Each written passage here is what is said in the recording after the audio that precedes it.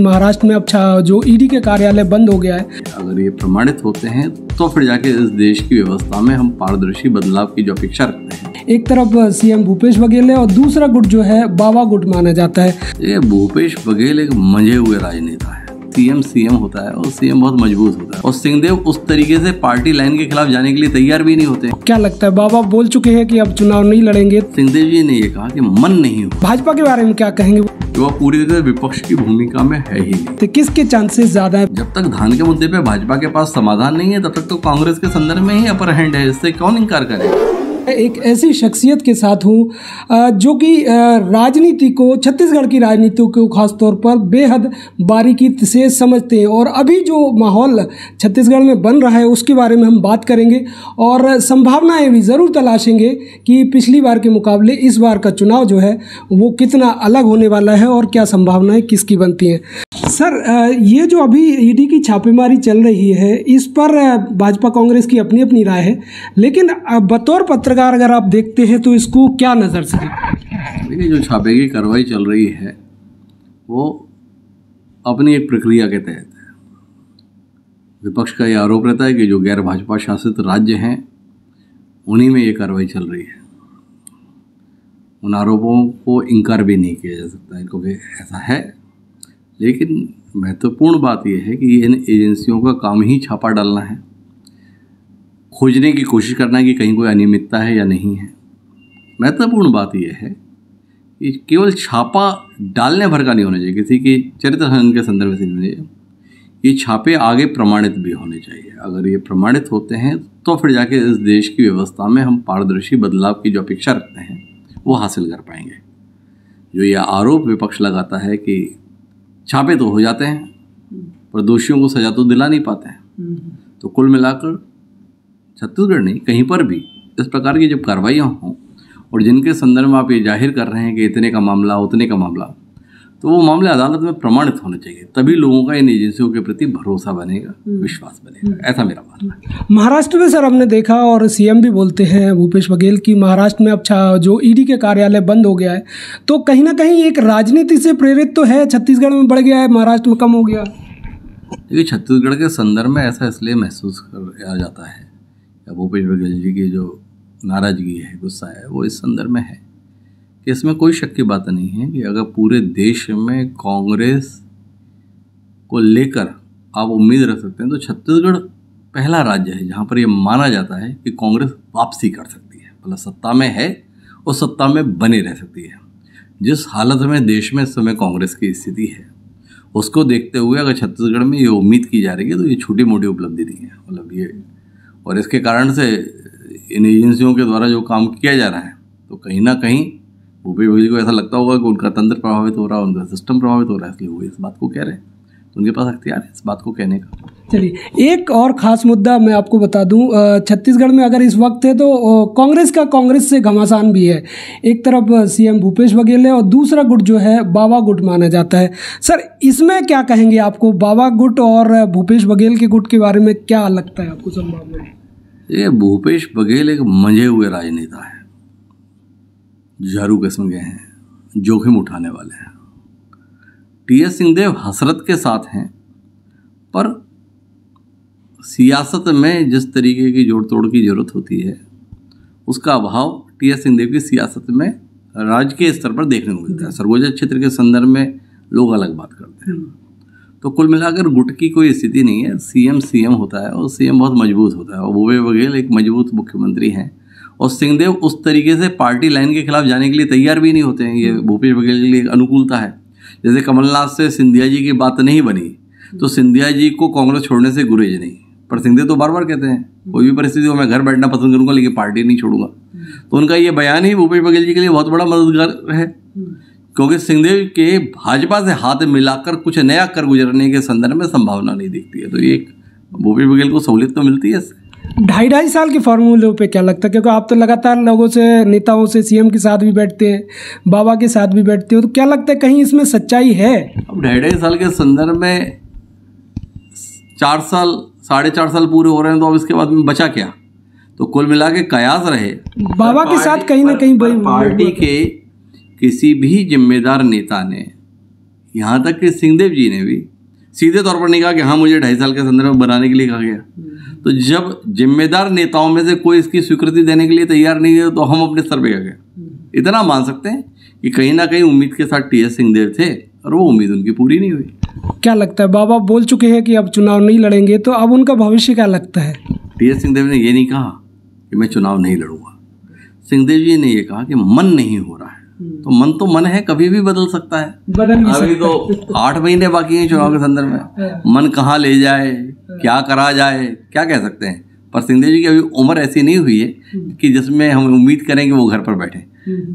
अब एक और बड़ी स्थिति जो बन रही है सर, पिछली बार जब हमने इलेक्शन देखा था, मैं भी यहाँ पे कवरेज किया है, तो पिछली बार एक हमें एंटी इनकम्बेंसी दिख रही थी, लोगों की नाराजगी दिख रही थी भाजपा सरकार के खिलाफ। क्या इस बार ऐसा लग रहा है कि कोई नाराजगी सरकार के खिलाफ ज़्यादा है? इस बार थोड़ा विचित्र सा माहौल है। भूपेश बघेल या कांग्रेस पार्टी, मोहन मरकाम, इनकी ये सफलता है कि एक वातावरण ऐसा है जिसमें लोग ये कहते हैं कि सरकार वापस आ सकती है। तो ये अनुकूलता है। एंटी इनकम्बेंसी की अगर बात कर रहे हैं तो एक बात साफ तौर पर महसूस होती है कि जो वर्तमान में मौजूद विधायक है उनके स्तर पर कहीं ना कहीं जनता के स्तर पर नाराजगी है। स्वयं कांग्रेस के भी बड़े नेता इस बात को बोल चुके हैं और टिकट में बदलाव की भी बात कर रहे हैं। तो कुल मिलाकर एक संघर्ष रहेगा सरकार के स्तर पर या पार्टी के स्तर पर। वापसी की संभावना है, पर जब हम सीट वाइज आकलन करने के लिए जाएंगे तो उसमें कांग्रेस को एक चुनौती का सामना करना पड़ेगा। उस चुनौती से कांग्रेस कैसे निपटती है। टिकट काट देना या बदल देना अपने आप में समाधान नहीं होता है, क्योंकि कांग्रेस में व्यक्ति की भी अपने आप में बड़ी अहमियत है। भारतीय जनता पार्टी में मायने नहीं रखता। भारतीय जनता पार्टी में संगठन ज़्यादा महत्वपूर्ण है। किसी व्यक्ति का टिकट काट दो तो पहले तो वो चू भी नहीं बोलेगा, और अगर बोल भी देगा तो उसको कोई सुनेगा नहीं। पर कांग्रेस में व्यक्ति चुनाव लड़ता है। सत्यनारायण शर्मा इंडिविजुअल पे हैसियत है, ताम्रध्वज साहू इंडिविजुअल पे हैसियत है, रविंद्र चौबे अपने इलाके में स्वयं की एक हैसियत है। तो ऐसे नाम कांग्रेस में बहुत आए थे। कांग्रेस में व्यक्ति स्वयं में चुनाव लड़ता है, तो इसलिए वहां टिकट बदल देना वैसा अपने आप में समाधान नहीं है जैसा भाजपा के संदर्भ में रहता है कि लोग नाराज हैं, टिकट बदल दो। जैसे 2018 में हारे चुनाव बुरी तरीके से भाजपाई, तो मोदी जी ने फैसला ले लिया 2019 के लोकसभा चुनाव में सारे सांसदों की टिकट काट दी, सारे नए दे दिए, और उन लोगों को दे दिया जिन्हें विधानसभा चुनाव के लायक नहीं समझा था। तो अभी जनता ने 3 लाख 4 लाख से जिता दिया। तो भाजपा का कहानी कांग्रेस की कहानी नहीं है। तो इसलिए कांग्रेस के लिए अपने विधायकों के संदर्भ में जो स्थानीय स्तर पर नाराजगी है उससे निपटना एक चुनौती रहेगी। बाकी ये उपलब्धि है सरकार की या पार्टी की कि वो ये वातावरण बनाने में कामयाब हैं छत्तीसगढ़ में कि हम वापस आ रहे हैं। किन क्षेत्रों में लग रहा है कि भाजपा जो कांग्रेस है वो कमजोर लग रही है? किन क्षेत्रों में लगता है? ये बात नहीं है। 90 सीटें, अब इसमें मैं ये कहूँगी इसका क्षेत्र कमजोर है तो ये तो बहुत व्यक्तिगत स्तर की बात हो जाएगी। कुल मिलाकर विधायकों के संदर्भ में जब आप सीट वाइज आकलन करते हैं, जमीन पर जाते हैं, तो ये बात समझ में आती है कि पार्टी या सरकार के संदर्भ में इतना नकारात्मक वातावरण नहीं है जितना व्यक्ति के संदर्भ में है। तो उससे उबरना ये जरूरी है। और शायद भूपेश बघेल जो भेंट मुलाकात का कार्यक्रम कर रहे हैं वो शायद उसकी भरपाई के संदर्भ में या जमीनी स्थिति जानने के संदर्भ में ही है। तो देखते हैं इससे पार्टी कैसे निपटती है। भाजपा के बारे में क्या कहेंगे? वो जो विपक्ष की भूमिका है वो ठीक से निभा पाई इन सालों में? क्योंकि 15 साल तक वो सत्ता में थे, अचानक परिवर्तन हुआ तो कहीं ना कहीं एक ईगो भी था उन लोग के अंदर। भाजपा के साथ दिक्कत यह है कि वह पूरी तरह विपक्ष की भूमिका में है ही नहीं। इसलिए नहीं है क्योंकि देश में उसकी सत्ता है और स्पष्ट बहुमत की सत्ता है, तो एक उसका मिजाज तो रहता ही है। कुल मिलाकर भारतीय जनता पार्टी के लिए कहीं कोई दिक्कत नहीं है, एक ही दिक्कत है, वो है धान। अजीत जोगी के दौर में सरकारी स्तर पर धान की खरीद शुरू हुई। रमन सिंह के दौर में इसे विस्तार दिया गया। धान पर बोनस की शुरुआत रमन सिंह ने की, उसको ऊंचाई भूपेश बघेल और कांग्रेस ने दे दिया। अब उस ऊंचाई तक पहुंचना भाजपा के लिए समस्या है। देखें भाजपा धान के मुद्दे पर कैसा समाधान खोजती है, वो असल विषय है। विपक्ष के तौर पर, सत्ता पक्ष के तौर पर ये इतना बड़ा विषय नहीं है। विषय है कि देश के संदर्भ में छत्तीसगढ़ को लेकर अलग नीति बनाने पर नरेंद्र मोदी, अमित शाह, जेपी नड्डा सहमत होते हैं कि नहीं होते हैं। क्या वाकई छत्तीसगढ़ को जीतना इन शीर्ष नेताओं की प्राथमिकता में है? अगर प्राथमिकता में है तो धान के संदर्भ में कोई ना कोई रास्ता देंगे, और अगर रास्ता नहीं देंगे छत्तीसगढ़ इकाई जो भाजपा की है उसकी राह में मुश्किल पैदा करेंगे। तो ये तो तय भाजपा हाईकमान को करना है कि उन्हें छत्तीसगढ़ इकाई के साथ क्या करना है। सर, आखिरी में एक सवाल ये कि अगर भाजपा और कांग्रेस को आपको सत्ता में किसको देखते, किसके चांसेस ज़्यादा है, 50-50, 50-60, किस रेशो में आप देखेंगे? जब तक धान के मुद्दे पे भाजपा के पास समाधान नहीं है तब तक तो कांग्रेस के संदर्भ में ही अपर हैंड है, इससे कौन इनकार करेगा।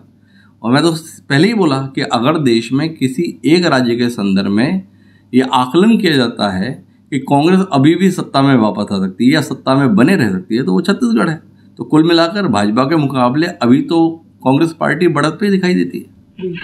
तो ये थे हमारे साथ वरिष्ठ पत्रकार हिमांशु द्विवेदी जी।